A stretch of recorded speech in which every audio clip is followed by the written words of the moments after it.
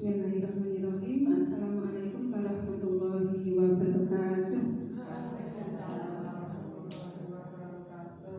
Alhamdulillahirabbil alamin wa bihi nasta'in wa ala umuri dunya waddin. Wassalatu wassalamu asrofil anbiya'i wal mursalin wa ala alihi wa ashabihi ajmain. Rabbi shrah li sadri wa yassir li amri wahlul 'uqdatam min lisani yafqahu qawli, amma ba'd. Yang terhormat Ibu Kepala Sekolah SD Negeri Bumirejo yang sekaligus merangkap sebagai Ibu Kepala Sekolah SD Negeri Girejo, yang saya hormati Ibu dan Bapak Guru SD Negeri Ketani, yang saya hormati Ibu dan Bapak Guru SD Negeri Girejo, dan yang saya hormati pula Ibu dan Bapak Guru SD Negeri Ngendrokilo. Pertama-tama marilah kita panjatkan puji syukur kehadirat Allah Subhanahu wa Ta'ala yang telah melimpahkan rahmat dan karunia-Nya sehingga pada hari ini kita dapat berkumpul di ruangan ini dalam keadaan sehat walafiat. Shalawat serta salam semoga senantiasa tercurahkan atas Nabi Agung Muhammad Sallallahu Alaihi Wasallam yang kita nantikan syafaatnya sejak dunia sampai di akhirat nanti. Amin amin ya robbal alamin. Bapak Ibu guru yang saya hormati, pertama kami mengucapkan terima kasih banyak atas kerawuhan Bapak dan Ibu guru semua yang telah berkenan menghadiri undangan kami dalam acara diseminasi disiplin positif yang diselenggarakan oleh guru penggerak SD Negeri Bumirejo di tengah-tengah kesibukan jenengan yang sedang mendampingi putra-putri melakukan tes kenaikan kelas. Selanjutnya di sini saya akan membacakan susunan acara yang akan kita lalui pada hari ini. Acara yang pertama yaitu pembukaan. Acara yang kedua yaitu menyanyikan lagu kebangsaan Indonesia Raya. Acara ketiga yaitu acara inti ataupun penyampaian materi. Dan acara yang terakhir yaitu penutup. Memasuki acara yang pertama yaitu pembukaan, marilah kita buka acara diseminasi disiplin positif hari ini dengan bacaan basmalah bersama. Bismillahirrahmanirrahim. Selanjutnya acara yang kedua yaitu menyanyikan lagu kebangsaan Indonesia Raya. Kepada Ibu Aprilia Cindy Alfiana Putri SPDI, kami persilakan.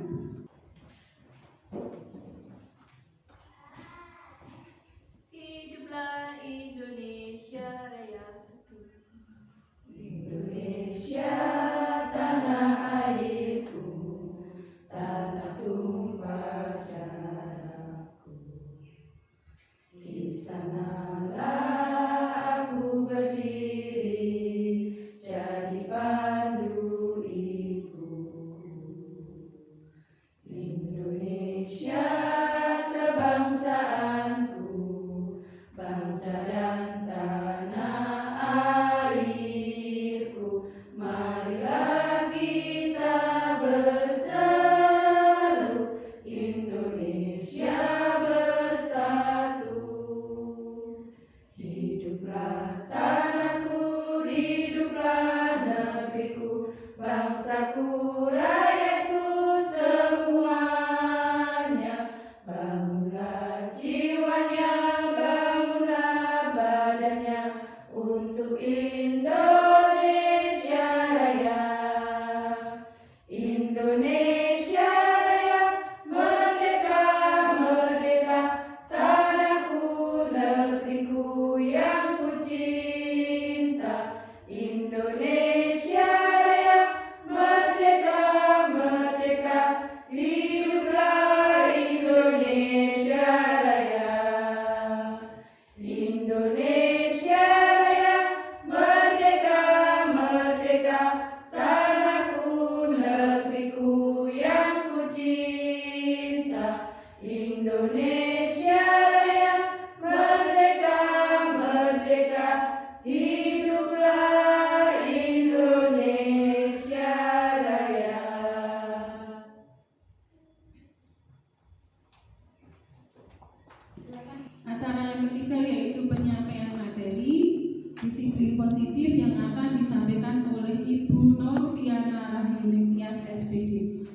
dan tempat kami persilakan. Terima kasih atas waktu yang diberikan kepada saya. Sebelumnya, Assalamualaikum warahmatullahi wabarakatuh. Bismillahirrahmanirrahim. Bismillahirrahmanirrahim. Hadana lihada wa ma kunna linahtadiya laula an hadanallah. Asyhadu an la ilaha illallah wa asyhadu anna Muhammadar Rasulullah, amma ba'd. Yang terhormat Ibu Kepala Sekolah SD Negeri Bumirejo sekaligus SD Negeri Girirejo, yang saya hormati dan saya banggakan Bapak dan Ibu guru dari SD Negeri Bumirejo, SD Negeri Girirejo, SD Negeri Ketangi, dan SD Negeri Gendrogilo. Pertama dan yang utama, marilah senantiasa kita panjatkan puji syukur kehadirat Allah Subhanahu wa Ta'ala, karena berkat rahmat dan hidayahnya kita semua dapat bertemu, berkumpul dalam kegiatan diseminasi budaya positif tanpa ada halangan suatu apapun. Marilah kesyukuran ini kita ikrarkan dengan bacaan tahmid bersama. Alhamdulillah. Salawat serta salam senantiasa tercurahkan kepada junjungan kita Nabi Agung Muhammad Sallallahu Alaihi Wasallam, yang selalu kita nantikan syafaatnya baik di dunia maupun nanti di akhirat. Amin amin ya rabbal alamin. Yang pertama, kami mengucapkan selamat datang kepada Bapak dan Ibu guru dari SD Girirejo dan juga Gendrogilo serta SD Negeri Ketangi, dan saya mengucapkan banyak terima kasih karena Bapak Ibu sudah menyempatkan waktunya untuk datang dalam kegiatan kami, dalam kegiatan diseminasi modul 1.4 budaya positif yang dilakukan oleh kami selaku calon guru penggerak. Langsung saja untuk mempersingkat waktu, kami akan mulai kegiatan diseminasi ini yang kami beri judul menyebarkan pemahaman dan pengalaman penerapan disiplin positif. Mungkin Bapak Ibu sudah pernah mendengar kata disiplin positif sebelumnya? Sudah belum? Belum, baru pertama kali? Belum, tapi mungkin sudah melakukan. Oh, sudah melakukan, tapi mungkin belum teorinya gitu, tapi sudah prakteknya. Atau mungkin melalui PMM itu ada yang di pelatihan mandiri, ada yang sudah mungkin mendapatkan sertifikat tentang disiplin positif. Nah, kita di sini sifatnya sharing saja Bapak Ibu, belajar bersama, gitu nggih. Untuk di modul budaya positif itu materinya kira-kira ada 7 Bapak Ibu. Yang pertama perubahan paradigma belajar, kedua disiplin positif, lalu ada kebutuhan dasar manusia, motivasi perilaku manusia, posisi kontrol guru, keyakinan kelas, dan segitiga restitusi. Yang pertama adalah pembelajaran paradigma baru. Nah, sebelum saya mulai, saya akan bertanya, karena dalam pembelajaran itu kan pasti ada yang namanya pendekatan, ada yang namanya metode pembelajaran. Kita mengajar murid itu kan pasti menggunakan metode, atau Bapak Ibu? Ya. Biasanya menggunakan metode apa yang Bapak Ibu pakai? Ceramah, tanya jawab, diskusi. Nah, itu metode. Sekarang pendekatan. Bapak Ibu pernah mendengar pendekatan pembelajaran? Ada berapa? Lupa. Pendekatan pembelajaran itu ada 2. Ada pendekatan pembelajaran yang berpusat pada guru dan berpusat pada siswa. Kalau pembelajaran yang berpusat pada guru itu contohnya seperti apa? Ceramah. Guru hanya menulis di papan tulis, siswa suruh mendengarkan, gitu nggih? Ya. Kemudian yang student center kira-kira bagaimana Bapak Ibu? Diskusi.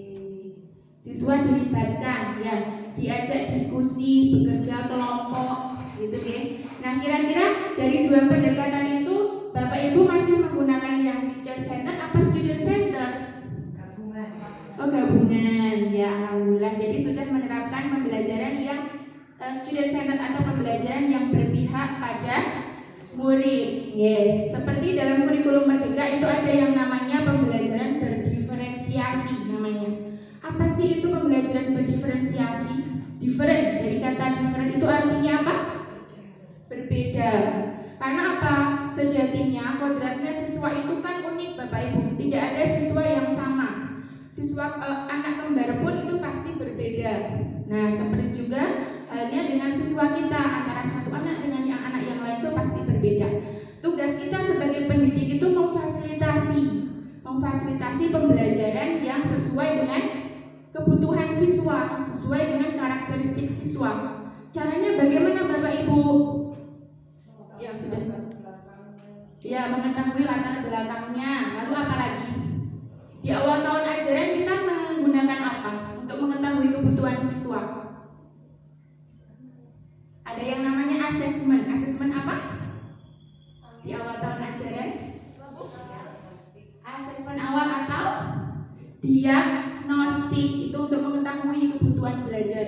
Kira-kira anak yang satu dan yang lainnya itu kan berbeda. Nanti kita sebagai pendidik dalam memberikan pembelajaran itu dia disesuaikan dengan gaya belajar siswa itu sendiri. Nah, itu adalah pembelajaran paradigma baru.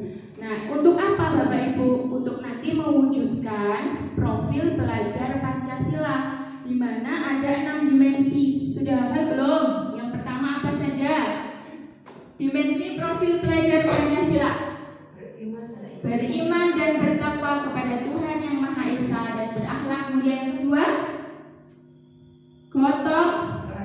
3, mandiri. 4, kreatif. 5, bernalar, kritis, dan berkebinekaan global. Itu yang nantinya diharapkan ditanamkan dalam diri murid-murid kita. Tuh. Lanjut. Yang kedua, nah sekarang kita akan bermain Bapak Ibu supaya suasananya tidak tegang. Di sini saya minta untuk berpasangan dua-dua. Yang dekat saja, oke? Kemudian Bu, Pak Muslim. Muslim pilih dengan siapa? Mau pilih dengan siapa? Bu A atau dengan Bu? Oke, boleh dengan Bu A. Nanti berarti sisa 1 sama Bu Cindy. Ya. Kita bermainnya ibaratkan Bapak Ibu itu memiliki sesuatu yang berharga di tangan Bapak Ibu, di kepala Bapak Ibu. Nah, bagaimana Bapak Ibu itu menjaga supaya apa yang ada di kepala Bapak Ibu itu tidak diambil oleh rekan Bapak Ibu. Tugasnya rekan Bapak Ibu, rekan yang B, kan ada A dan B. Rekannya itu nanti membujuk, ingin minta sesuatu yang ada di kepala tangan temennya. Gitu. Boleh dengan cara merayu, boleh dengan cara membujuk, menggelitik atau apapun caranya. Merebut boleh nggak? Merebut boleh, monggo. Monggo sekarang boleh dilakukan. Silakan Bapak Ibu berdiri ya. Yang di balik sini aja. Yang mengepal aja. Ya, satu saja, salah satu. Nanti ada satu merebut, satu merebut.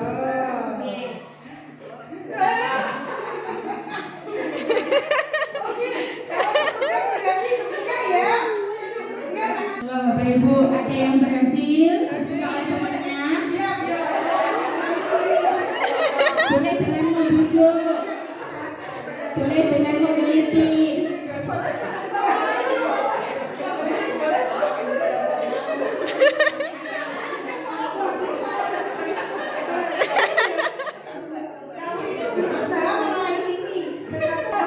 Bapak Ibu, cukup nih, cukup nih.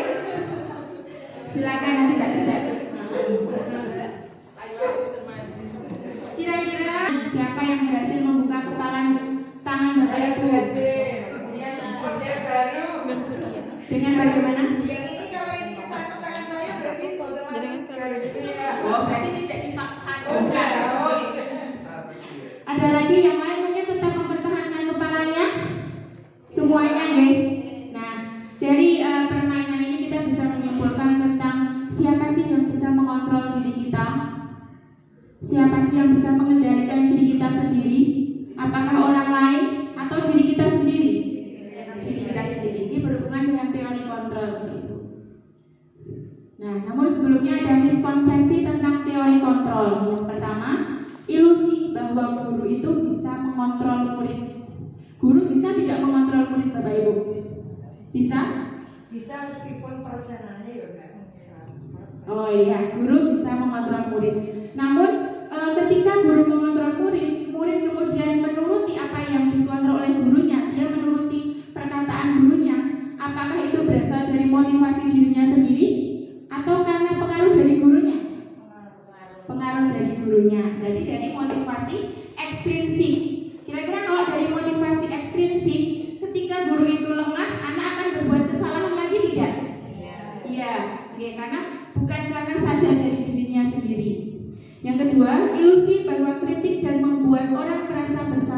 dapat menguatkan karakter. Setuju atau tidak Bapak Ibu? Setuju. Membuat orang merasa bersalah itu menjadi karakternya semakin kuat atau justru malah menurunkan karakter anak? Menurunkan karakter anak. Anak akan menjadi down mentalnya. Anak akan jadi insecure, kurang percaya diri. Yang ketiga, ilusi bahwa orang dewasa memiliki hak untuk memaksa. Dalam bahasa Jawanya ojo dumeh. Ojo dumeh, kita itu jadi orang dewasa, kita mau memaksa anak untuk berbuat seperti apa yang kita mau. Karena nanti efeknya akan tidak baik. Karena motivasinya berasal dari motivasi eksternal. Yang terakhir, ilusi bahwa semua penguatan positif itu efektif dan bermanfaat. Setuju atau tidak? Semua penguatan positif yang diberikan itu akan efektif bagi anak? Tidak setuju, karena itu tadi motivasinya dari motivasi eksternal, bukan dari diri anak sendiri. Nah, lanjut, kelihatan nih Bapak Ibu. Di situ ada perubahan paradigma stimulus respon ke teori kontrol. Yang pertama, realitas dalam stimulus respon itu realitas kebutuhan kita itu sama. Kalau di teori kontrol, realitas atau kebutuhan kita itu berbeda. Pasti kebutuhan setiap orang itu sama atau berbeda? Berbeda. Kita tidak boleh menyamakan kebutuhan orang lain sama seperti kita. Dalam teori stimulus respon, semua orang melihat hal yang sama. Di teori kontrol, setiap orang memiliki gambaran yang berbeda. Ya kan? Yang ketiga, dalam stimulus respon, kita mencoba mengubah orang agar berpandangan sama dengan kita. Dalam teori kontrol, kita berusaha memahami pandangan orang lain tentang dunia. Jadi kita tidak boleh memaksakan orang kudu podo dengan kita. Kemudian perilaku buruk dilihat sebagai suatu kesalahan dalam teori stimulus respon. Ketika anak melakukan suatu kesalahan, ketika anak melakukan suatu perilaku yang buruk sudah pasti dijudge itu salah. Itu dalam stimulus respon. Dalam teori kontrol, semua perilaku itu memiliki tujuan. Kadang anak berperilaku buruk itu pasti karena ada sesuatu yang mendasarinya. Alasan apa yang mendasarinya ia berperilaku seperti itu, walaupun itu perilakunya buruk. Kemudian dalam teori stimulus respon, semua orang bisa mengontrol saya. Namun dalam teori kontrol, hanya saya yang bisa mengendalikan diri saya sendiri. Kemudian saya bisa mengontrol orang lain di teori stimulus respon. Di teori kontrol, Anda tidak bisa mengontrol orang lain. Seperti tadi permainan Bapak Ibu ya. Kemudian dalam teori stimulus respon, pemaksaan ada pada saat bujukan gagal. Sebagai contoh, ketika kita membujuk anak namun gagal, akhirnya kita memaksa, ya kan? Dalam teori kontrol, kita ada kolaborasi. Kita diajak diskusi. Ketika siswa salah, siswa diajak diskusi, tidak langsung menyalahkan, tidak langsung memaksa, tidak langsung menghukum. Tapi gimana caranya kita itu mengajak diskusi, memperbaiki permasalahan dalam siswa tersebut. Lanjut, nah sekarang masuk ke disiplin positif. Sebelumnya saya akan bertanya, apa yang dimaksud dengan disiplin Bapak Ibu? Melaksanakan sesuai aturan yang ada. Melaksanakan sesuai aturan yang ada. Boleh siapa lagi? Kadang kita sering berbicara pada anak saya disiplin toh. Mama itu kok nggak pakai sepatu, kamu berarti tidak disiplin. Kira-kira disiplin itu bagaimana? Disiplin itu berarti taat pada aturan.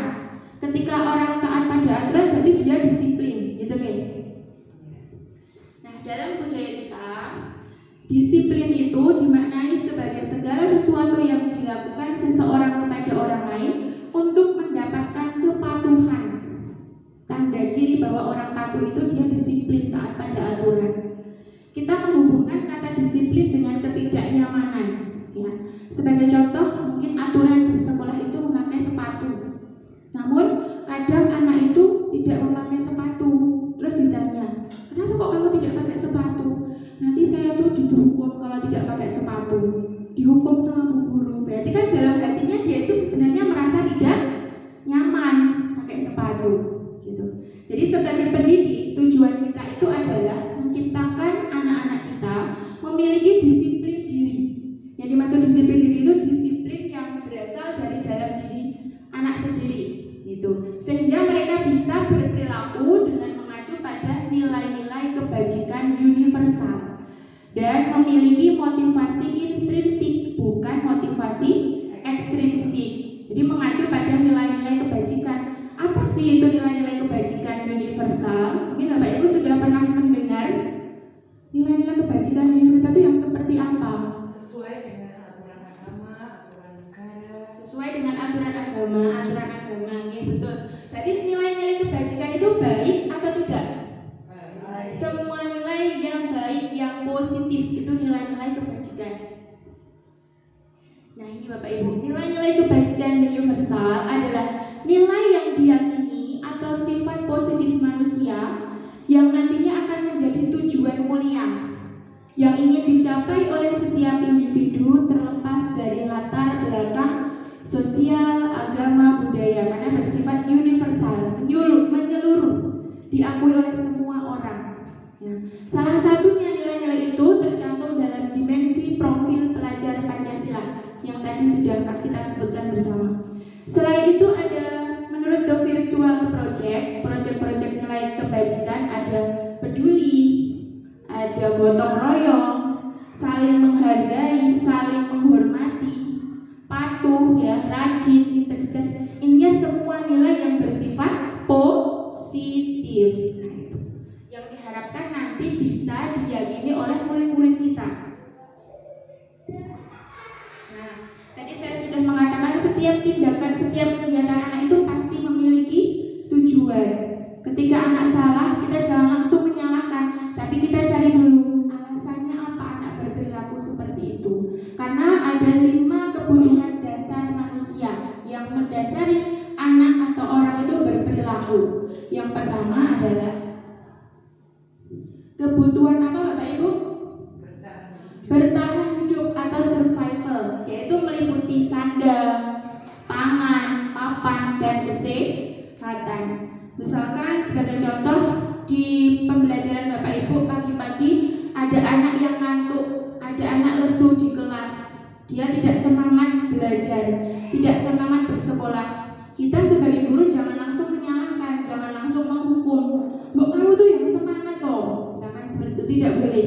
Tapi kita cari tahu dulu kira-kira kebutuhan apa yang belum terpenuhi. Mungkin karena dia itu belum sarapan, ya, atau karena orang tuanya belum memasak, jadi dia lesu sampai di sekolah. Gitu. Yang kedua, kebutuhan akan kasih sayang dan rasa diterima. Rasa diterima dipedulikan dalam kelompok.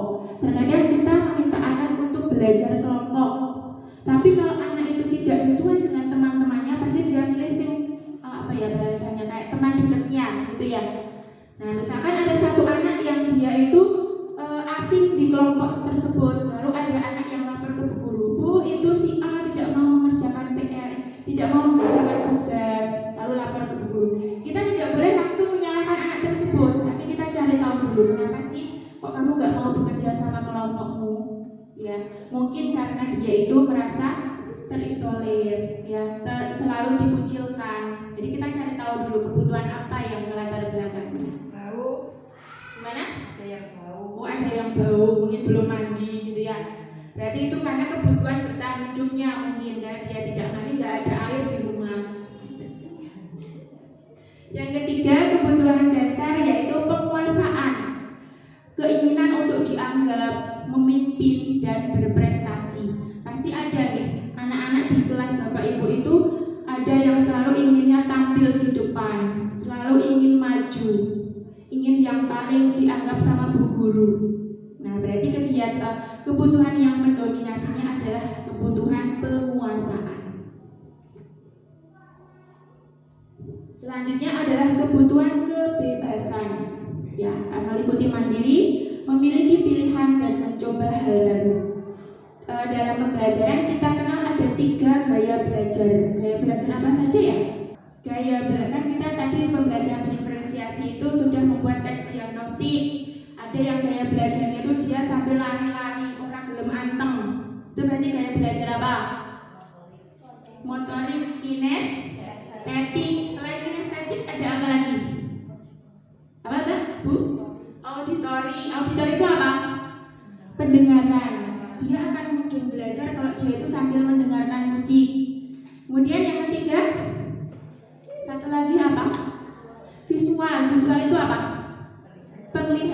mungkin dia dengan melihat catatan atau membaca buku, dia akan mudeng. Nah itu, ketika kita tidak memfasilitasi gaya belajar siswa, misalkan ada anak yang belajar kudune karo senengnya pengen lari-lari tapi dia mudeng, tapi gurunya memberikan pembelajaran hanya dengan metode ceramah saja. Anak suruh mendengarkan, guru menulis. Kira-kira apa yang terjadi? Iya, anaknya ngantuk, gak semangat belajar, bosan, motivasi belajarnya jadi rendah. Karena apa? Kebutuhan akan kebebasannya belum terpenuhi. Hasilnya tidak maksimal. Ya, hasilnya tidak maksimal. Yang terakhir ada kebutuhan akan kesenangan, bermain, humor, dan tertawa. Ketika Bapak Ibu mengajar kok ada murid yang tertawa, itu jangan di apa ya, ojo dihentikan, menang gitu, nggak boleh. Biarkan dia tertawa, ya. Dia mengekspresikan apa yang dia rasakan. Karena memang kodratnya anak usia SD itu adalah di tahap bermain, belajar sambil bermain. Jadi gimana cara kita sebagai pendidik mengemas pembelajaran yang semenarik mungkin? Contohnya dengan apa? Role playing. Dengan bermain peran. Apalagi Bapak Ibu? Mungkin dengan menerapkan kuis dalam pembelajaran. Asik loh itu. Games dalam pembelajaran, ice breaking contohnya. Nah, jadi kebutuhan kesenangannya akan terpenuhi. Nah, lanjut, motivasi perilaku manusia. Apa sih itu motivasi? Motivasi apa ya? Dorongan, motif. Alasan apa sih yang mendasari anak melakukan sesuatu? Ada 3, Bapak Ibu. Yang pertama adalah menghindari ketidaknyamanan atau hukuman. Murid melakukan disiplin diri karena ia takut dihukum. Itu adalah motivasi ekstrinsik. Sebagai contoh, ketika ada anak yang berangkat pagi, ditanya sama ibunya, "Nak, kenapa kamu kok berangkat pagi?" Anaknya menjawab, "Iya Bu, nanti kalau telat saya dihukum sama Bu Guru." Berarti kan itu karena faktor takut dihukum, makanya ia berangkat pagi. Itu faktor eksternal, Bapak Ibu. Yang kedua, mendapatkan imbalan atau penghargaan dari orang lain. Murid melakukan disiplin diri karena ia itu ingin mendapatkan penghargaan atau imbalan. Itu juga motivasi intrinsik. Contoh lagi, anak, kenapa kok berangkat pagi? Ditanya sama ibunya. "Iya Bu, karena kalau berangkat pagi itu nanti dapat hadiah sama Bu Guru." Jadi anak semangat. Tapi itu karena motivasinya berasal dari orang lain. Itu tidak akan bersifat permanen, hanya sementara. Nanti ketika tidak dikasih penghargaan, tidak dikasih hadiah, anak itu akan berangkat siang lagi. Itu karena motivasinya dari intrinsik. Yang ketiga, menghargai nilai-nilai kebajikan diri sendiri. Murid melakukan disiplin diri karena ia sadar nilai kebajikan yang diyakini oleh dirinya. Nah, ini yang diharapkan nanti tertanam dalam diri anak didik kita. Itu berasal dari motivasi intrinsik. Kenapa kamu kok berangkat pagi, Nak? Iya, karena dia mikir kalau berangkat pagi berarti kan tidak telat. Dia akan nilai yang tertanam dalam dirinya berarti apa, Bapak Ibu? Kalau dia berangkat pagi, contohnya apa? Yang berasal dari nilai-nilai kebajikan tadi. Jadi dia mikirnya dia itu disiplin, tepat waktu, dan juga dia menghargai orang lain. Dia telat, kasihan orang yang berangkat pagi menunggu. Nah, itulah nilai-nilai yang nantinya dapat tertanam dari anak didik kita. Nah, konsep disiplin itu ada yang namanya menuju ke identitas gagal dan ada yang ke identitas sukses. Untuk menjadi anak yang menjadi identitas gagal itu ada 2, hukuman dan penghargaan. Setuju atau tidak, Bapak Ibu? Setuju ya? Kalau hukuman pasti membuat anak menjadi gagal. Tapi kalau penghargaan, kira-kira kok bisa menjadi anak menjadi gagal? Kenapa? Kalau tidak dihargai, dia tidak disiplin. Kalau dihargai, tidak diberi penghargaan, dia kembali. Ya, penghargaan di sini yang dimaksud adalah berbentuk barang atau imbalan. Berarti itu kira-kira dia mengharap hadiah saja. Mungkin dengan penghargaan itu kita ganti dengan apresiasi. Kita mengapresiasi siswa yang berangkat pagi. Wah, pinter Nak, kamu disiplin gitu. Misalkan dalam anak mengerjakan tugas, menggambar bagus. Wah, bagus Nak, gambarmu sudah bagus.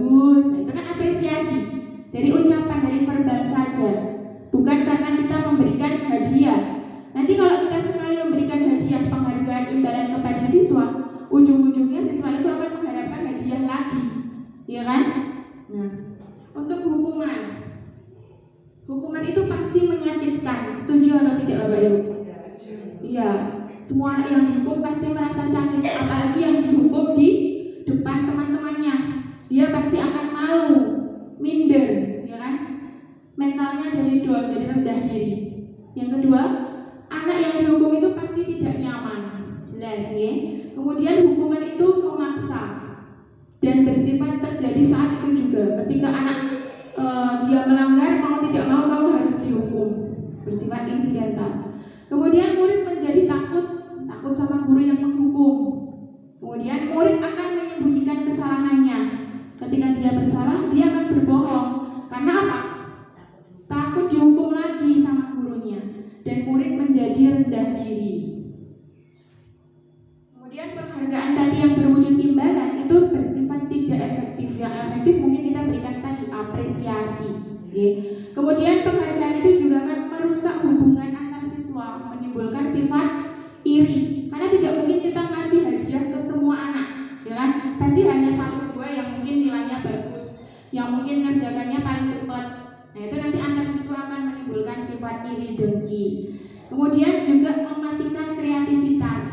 Sebagai contoh, ketika anak menggambar, kita beri hadiah, anak itu ketika udah dikasih hadiah, dia udah nggak akan gambar lagi. Dia tidak akan memperbaiki gambarnya tadi. Oh, aku soalnya hadiah kok, gitu. Tapi kalau kita memberikan apresiasi, wah gambarmu bagus nak, lanjutkan. Misalkan dia gambar gunung, coba dikasih langit, coba dikasih burung, pasti tambah bagus. Nah, itu anak kan akan lebih kreatif, gitu. Kemudian penghargaan itu menghukum dengan sistem ranking. Karena tadi tidak semua anak diberikan hadiah, pasti hanya 1, 2, 3. Jadi anak menganggapnya aku orang itu ranking, orang burung, orang dikai hadiah. Kemudian yang terakhir, merampas hak untuk menghargai dirinya. Dia akan menghargai kalau dia dapat hadiah. Kalau tidak, dia tidak akan melakukan hal yang diminta oleh gurunya, gitu ya. Paham boten Bapak Ibu? Paham. Masih semangat Bapak Ibu? Bagus lah. Untuk nggih. Ini untuk penghargaan yang memberikan penghargaan pada anak yang selain benda itu, contohnya apa? Misalnya biar anak itu tetap semangat mendapat penghargaan, tapi bukan berbentuk benda, misalnya ya nanti juga anak-anak itu tidak yang sergap tambah sergap, yang belum mendapat misalnya ada diberi bintang atau gimana, itu ya termasuk gimana? Kalau penghargaan berwujud benda itu kan nanti hanya bersifatnya sementara, ya mungkin diganti dengan apresiasi tadi Bu, dengan ucapan pujian-pujian kepada anak. Kita mengupkan anak, biar anak itu nanti tetap menunjukkan kreativitasnya, mungkin dengan ucapan atau juga bisa, atau dengan cara lain memberikan bintang, itu juga bisa Bu. Setiap anak mengerjakan, walaupun itu salah, kita hargai, karena setiap anak itu kan pasti prosesnya nih. Prosesnya ketika anak mau menjadi anak yang sukses itu kan pasti prosesnya. Nah, kita hargai prosesnya aja dengan memberikan apresiasi berupa kata-kata gitu. Contohnya kan misalnya anak yang datang kasih itu, kalau yang saya tahu itu yang pernah dilakukan di SD di Rejo, itu biar anak itu datangnya kasih itu memindah ya seperti bintang gitu, lalu nomor 1 ya. Oke, kan nanti anak-anak kan bisa untuk menambah motivasi, aku nomor 1, aku nomor 2, itu jadi bisa diterapkan di sekolahan kita. Ya, bisa. Berarti kan itu anak yang melakukan sendiri kan Bu. Nah, itu kan nanti juga tertanam dalam dirinya nilai-nilai kebajikan universal. Seperti apa kira-kira? Nilai kebajikan apa? Nilai baik apa? Kalau anak datang pagi dia langsung mengambil, menaruh bintang, itu berarti nilai apa? Nilai baiknya nilai apa? Dia belajar apa Bu? Disiplin. Apa lagi? Tanggung jawab. Kemudian juga mandiri, dia melakukan sendiri gitu. Itu bisa dicontoh nanti praktik baiknya.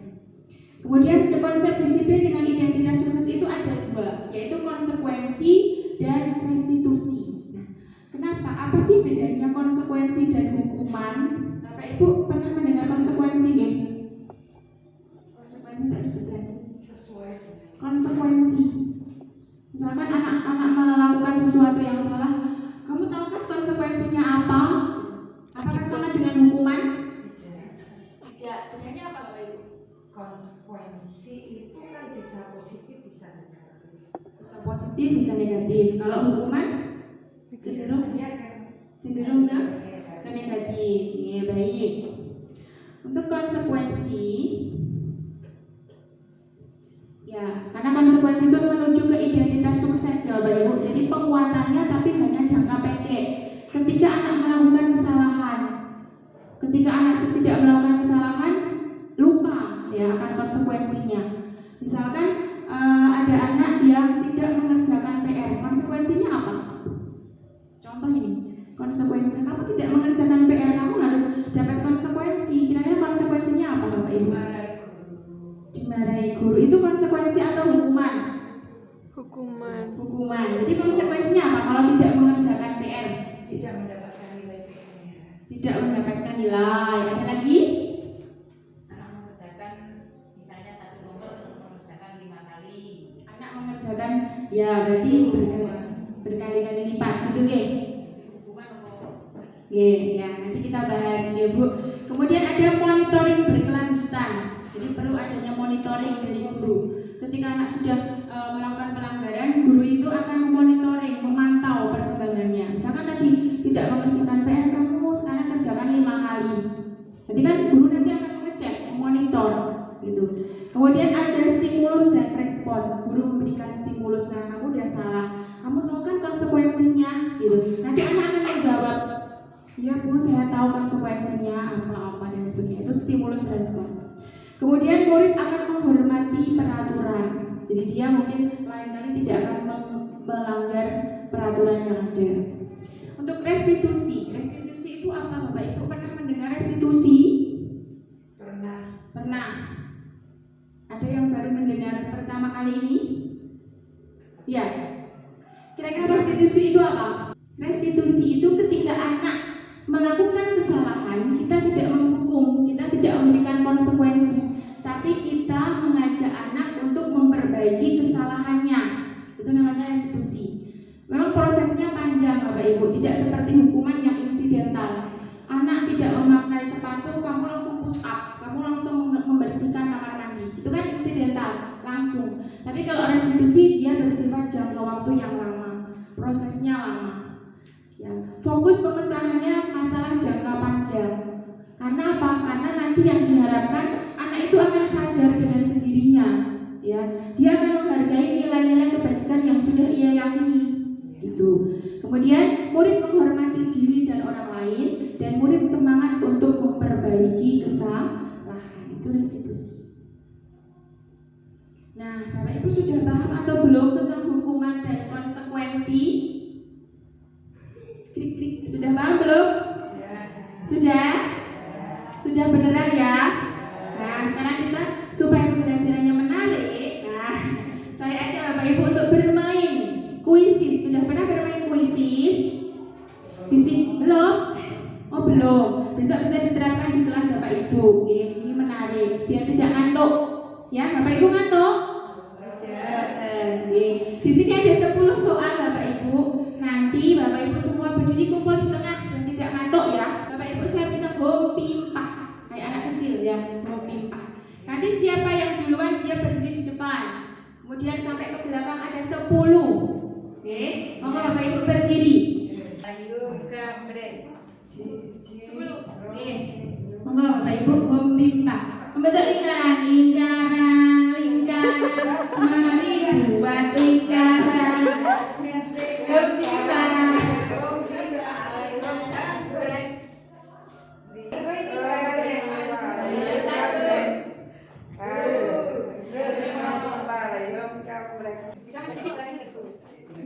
Nanti dibaca lalu dijawab pertanyaan, oke? Ada 10. Tenang ya, tenang bukan ada konsekuensi.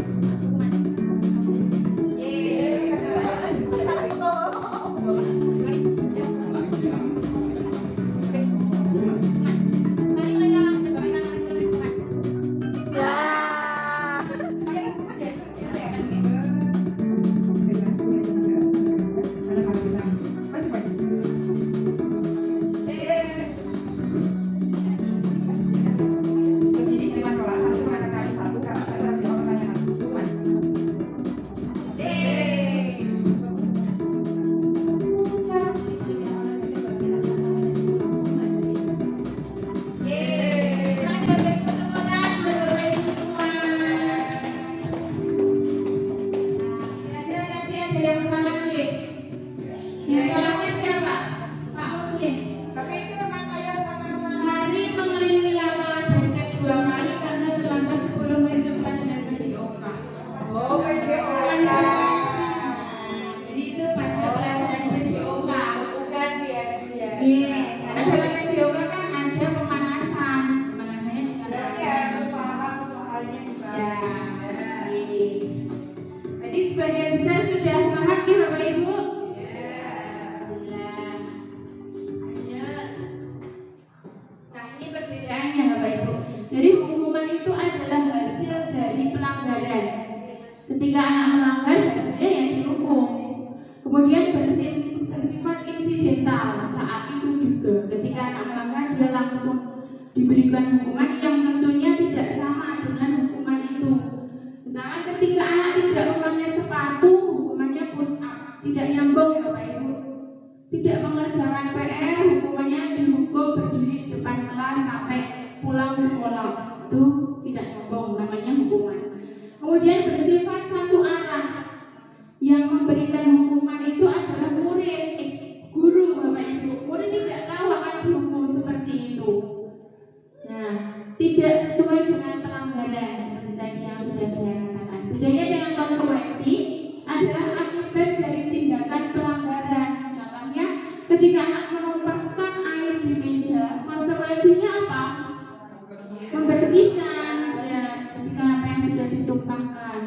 Kemudian guru dan murid sepakat bersama diajak. Kira-kira kalau kamu menumpahkan seperti ini konsekuensinya apa? Pasti anak akan mikir, ya kan? Itu namanya konsekuensi.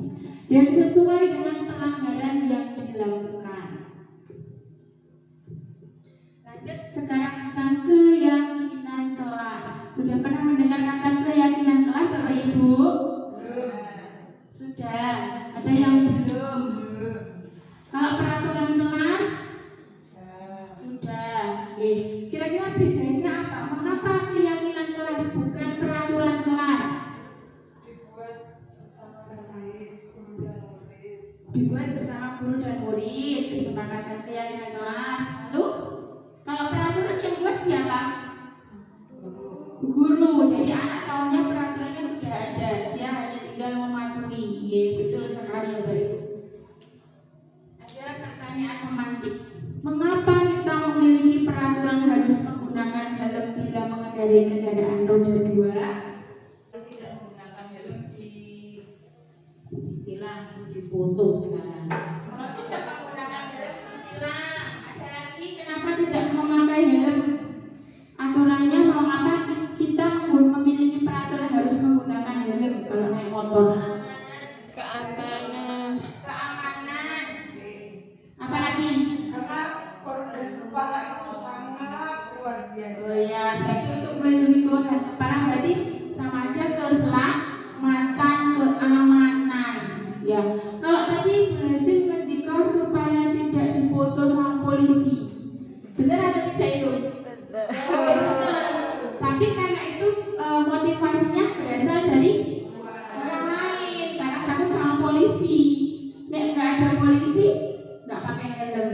Itu adalah motivasi ekstrinsik. Kalau motivasi intrinsiknya ya karena kita itu biar selamat. Ya, kalau jatuh kita tidak sakit kepalanya. Yang kedua, mengapa kita memiliki peraturan 3M? Memakai masker, mencuci tangan, menjaga jarak saat COVID dulu. Kira-kira apa alasannya? Biar tidak ketularan. Ya, berarti biar sehat ya. Biar kita sama-sama menjaga kesehatan. Kita juga menghormati orang lain. Kalau kita batuk kan pakai masker ya Bapak Ibu. Bukan karena kita tidak lipstikan, tidak bedaan, terus kita pakai masker, itu kan ya.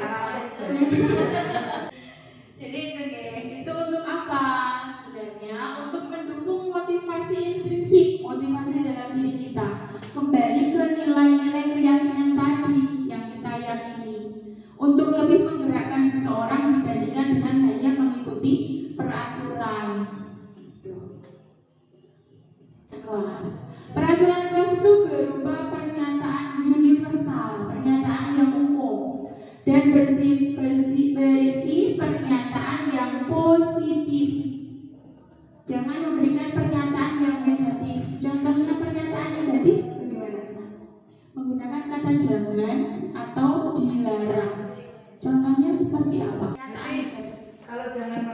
salah ya.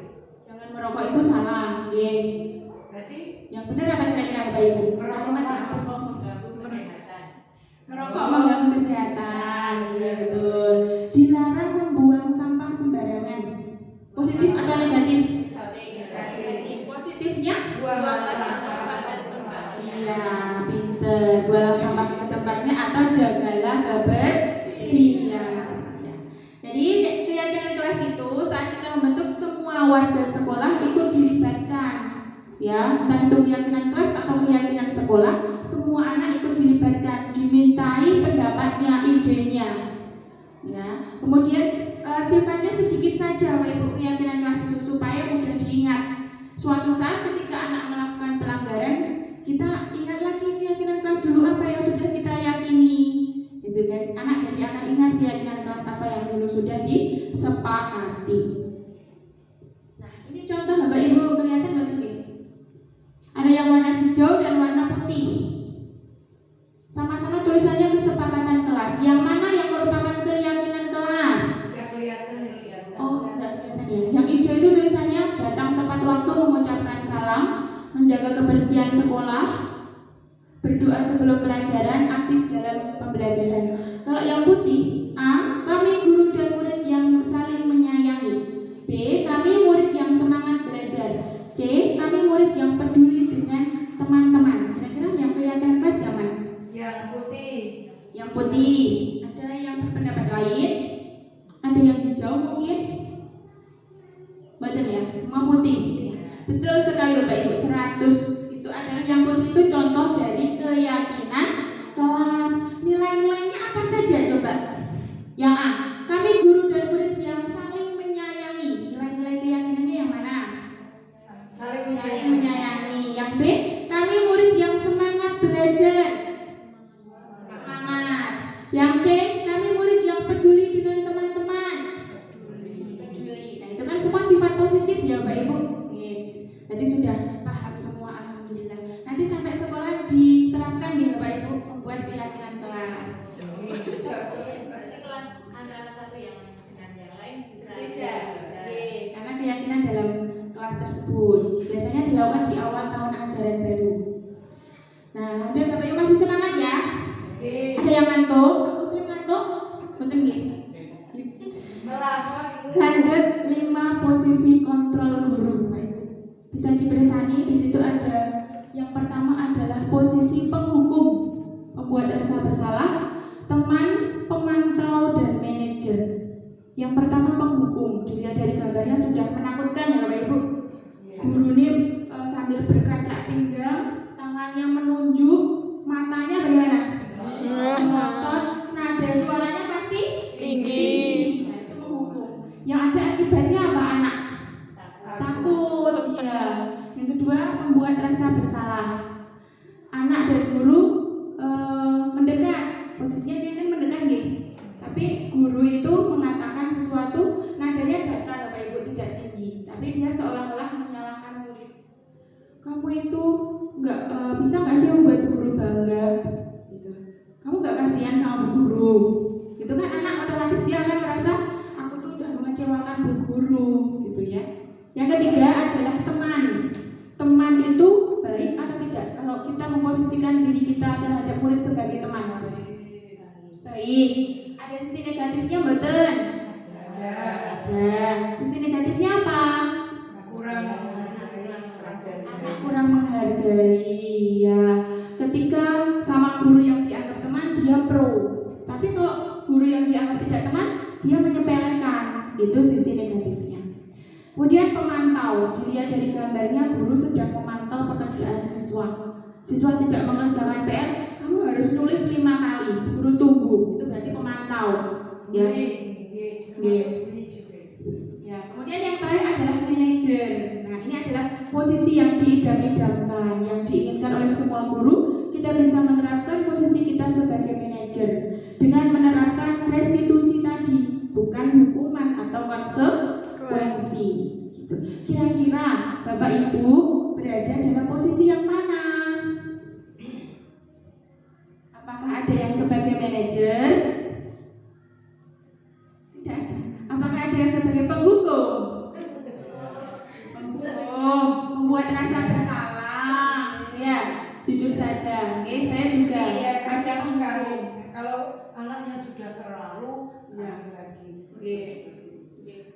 Ada yang sebagai teman mungkin? Kakak lihat.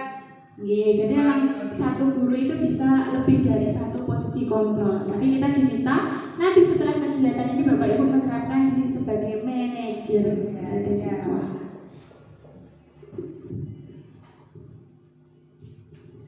Nah, ini contohnya, kasusnya sama Bapak Ibu. Siswa tidak memakai sepatu saat upacara bendera. Kalau sebagai posisi penghukum, guru akan bilang patuhi aturan lalu berdiri di depan kelas sampai pulang sekolah. Kira-kira anak bagaimana? Takut, ya kan? Besok malah nggak mau sekolah. Besok nggak mau sekolah, iya. Dia jadi minder, nggak percaya diri, ya. Terus pindah ya Bu. Yang kedua, posisi pembuat rasa bersalah. Berapa kali Pak Guru bilang bahwa sekolah harus bersepatu? Apa kamu tidak kasihan sama Pak Guru? Itu mungkin adanya halus, tapi di anak sendiri kan dia merasa aku tuh nggak bisa membahagiakan Pak Guru gitu kan? Itu membuat rasa bersalah. Kalimatnya. Ya, jadi yang saya garis bawah itu ciri-cirinya dari posisi kontrol tersebut. Yang ketiga sebagai teman, ayolah yang tertib buat Pak Guru bangga. Kali ini tidak apa-apa kamu salah. Lain kali jangan begitu ya. Kira-kira bagaimana? Baik apa tidak seperti itu Bapak Ibu? Bagus juga. Tapi kadang apa? Dia hanya akan taat aturan kalau dengan guru yang dianggap teman. Ya, yang diakrabi. Pemantau. Jadi pemantau itu berkatanya begini. Sudah 3 kali ini kamu melanggar peraturan. Kira-kira apa konsekuensinya? Jadi Pak Guru itu ngitung. Pemantau itu berdasarkan data. Seminggu ini loh kamu nganggo sepatu, misalnya. Kamu ambil dino kira nggak ada PR. Nah, itu jadi Pak Guru udah menghitung, dia punya datanya. Itu pemantau Bapak Ibu. Kemudian ada manajer. Apakah kamu tahu kesepakatan kelas yang sudah kamu langgar? Kira-kira bagaimana kamu mau memperbaikinya? Jadi diajak anak itu untuk berdiskusi. Kita kembali mengulang kesepakatan kelas yang sudah dibuat dulu. Apa yang kamu langgar? Jadi anak kan akan mikir, ya. Jadi anak mikir, nanti dia sadar dan dia akan apa? Mau tidak memperbaiki kesalahannya lagi, tidak mengulangi kesalahan yang sama. Sudah paham Bapak Ibu? Sudah. Alhamdulillah, nggih. Nah, sekarang coba dijawab nggih. Posisi kontrol apakah aku? Saya kecewa sekali dengan kamu. Siapa yang mau menjawab? Saya kecewa sekali dengan kamu. Kira-kira posisi kontrol apa? Oh ya, berani boleh.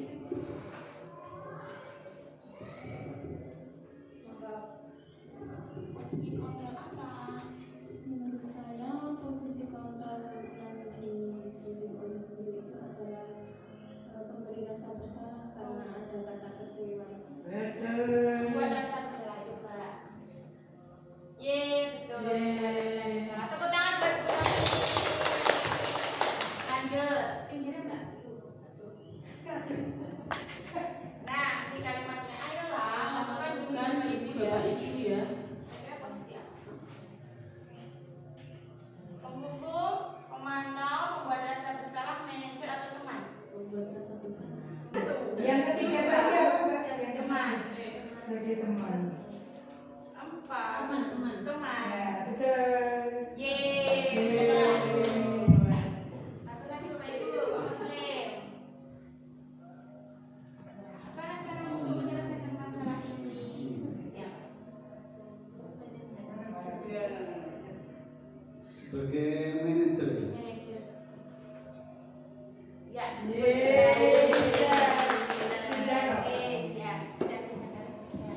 Sudah paham Bapak Ibu? Ya. Lanjut ya. Nah, kita explain dulu yuk supaya tidak ngantuk Bapak Ibu. Boleh sambil berdiri. Bapak Ibu kita akan bernyanyi sambil relaksasi tangannya ya. Bapak Ibu bisa sambil bernyanyi naik Dilman. Bisa.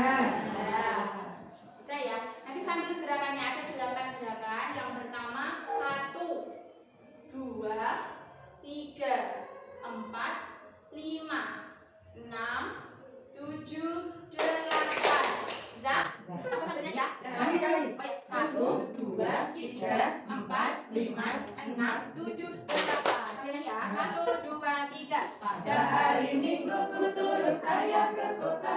Naik delman istimewa, ku duduk di muka.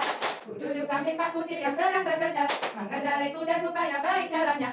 Tukik taki tukik taki tukik taki tuk, tukik taki tukik tak suara satu kuda. Sekarang, sambil jangan nyanyi kalau sudah suara. Jangan sambil dong, tapi sambil suka. Jangan ya. Saya. Lagi sambil dong. Sambil suka. Jangan ya. Ini boleh. Gimana? 1, 2, 3.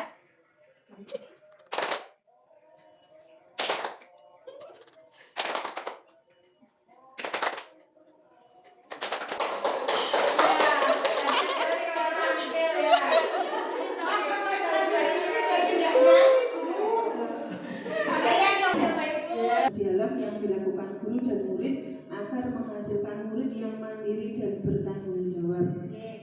Berasal dari kata restitusi tadi. Restitusi itu kan memperbaiki masalah. Jadi ketika anak melakukan kesalahan, kita ajak untuk berdialog, berdiskusi.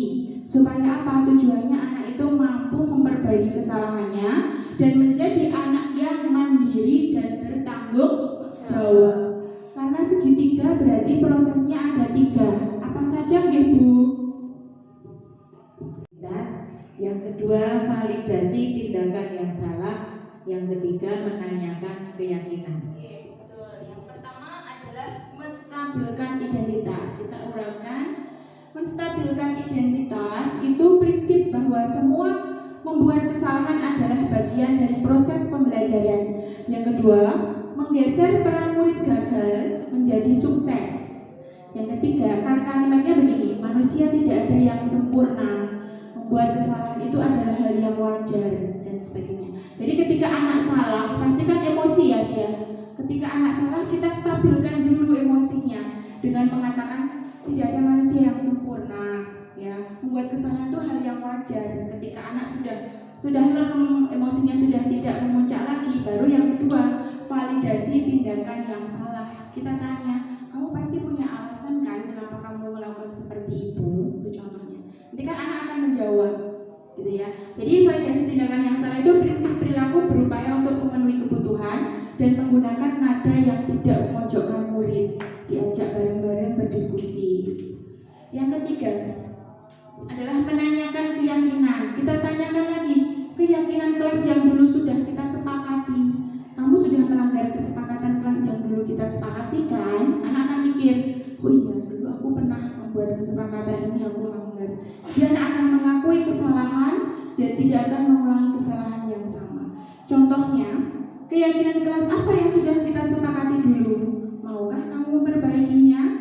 Nilai apa yang telah kita sepakati berhubungan dengan nilai keyakinan kebajikan tadi ya? Jadi prinsip bahwa kita semua itu memiliki motivasi secara intrinsik. Nah, itu adalah 3 proses, 3 langkah dalam segitiga restitusi. Memang prosesnya lama Bapak Ibu, tapi insya Allah akan membekas di hati siswanya juga lama.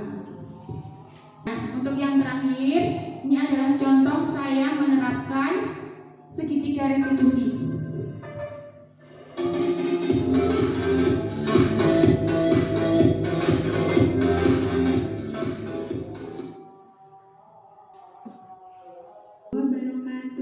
Salam dan bahagia calon guru penggerak. Perkenalkan, saya Noviana Rahmi Dias, JGP Angkatan 10, akan memaparkan tugas modul 1.4 demonstrasi kontekstual tentang penerapan segitiga restitusi. Segitiga restitusi adalah sebuah proses dialog yang dilakukan guru atau orang tua terhadap siswa atau anak yang memiliki masalah sebagai langkah untuk mengambil solusi agar dapat membuat siswa atau anak tersebut mandiri dan bertanggung jawab. Di mana ada 3 langkah dalam segitiga restitusi. Yang pertama, menstabilkan identitas. Kedua, validasi tindakan yang salah. Ketiga, menanyakan keyakinan. Langkah yang pertama, menstabilkan identitas, yaitu berdasarkan prinsip pembuat kesalahan adalah bagian dari pembelajaran. Kemudian peran menggeser murid yang gagal menjadi sukses, dan jangan pernah mengkritik siswa yang mengalami identitas gagal. Yang kedua, validasi tindakan yang salah, yaitu berdasarkan prinsip perilaku berupaya untuk memenuhi kebutuhan. Kedua, guru bergeser dari pemikiran stimulus respon menjadi proaktif. Yang ketiga, mengenali dan mengakui kebutuhan murid dan dapat memperbaiki hubungan dengan murid. Langkah yang ketiga yaitu menanyakan keyakinan. Murid akan diberikan pertanyaan-pertanyaan bermakna untuk memunculkan motivasi intrinsik. Kemudian saat perilaku telah divalidasi dan identitas sukses telah stabil, murid telah siap mengaitkan keyakinan dan tindakan yang salah. Berikut kasus 1, skenario-nya tentang Dava yang tidak memakai sepatu ke sekolah. Ia memakai sandal dan takut dimarahi guru sehingga saat bermain dengan teman-teman, ia menyembunyikan sandal. Berikut ini adalah aksinya. Selamat pagi Mas Dava.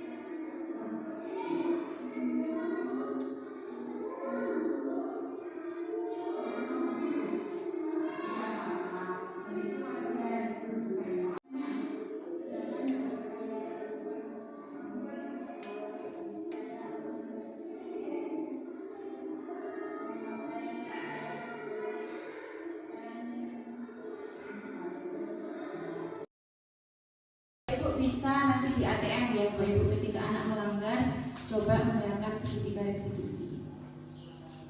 Nah ini contoh pembuatan kesepakatan kelas di kelas saya dulu pada awal tahun ajaran. Dulu namanya kesepakatan kelas, sekarang keyakinan kelas. Jadi guru memberikan gambaran konsep kepada siswa tentang apa sih keyakinan kelas itu. Lalu guru meminta siswa untuk menuliskan idenya, pendapatnya apa saja yang ingin diyakini atau disepakati. Lalu siswa diminta untuk menempel di depan kelas. Nah ini adalah contoh kesepakatan kelas yang sudah saya buat. Gitu.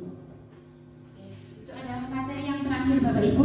Sebelum saya tutup, di sini ada sedikit refleksi 4P.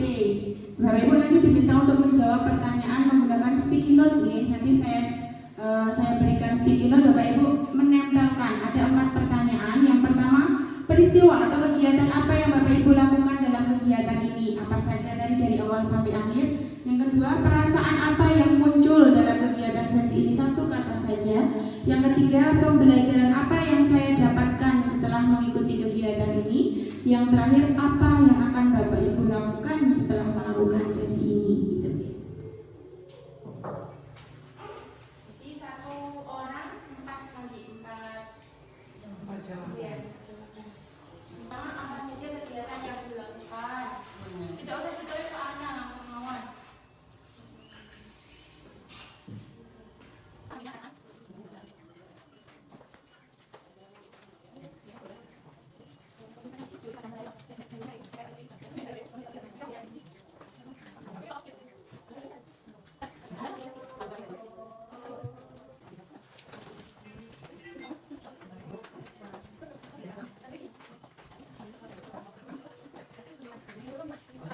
Sebelum kita tutup, saya bacakan dulu hasil refleksinya tentang peristiwanya, tentang ada yang mengatakan diskriminasi positif, budaya positif, bermain puisi, seperti yang tidak lagu, diskriminasi kegiatan positif. Oke.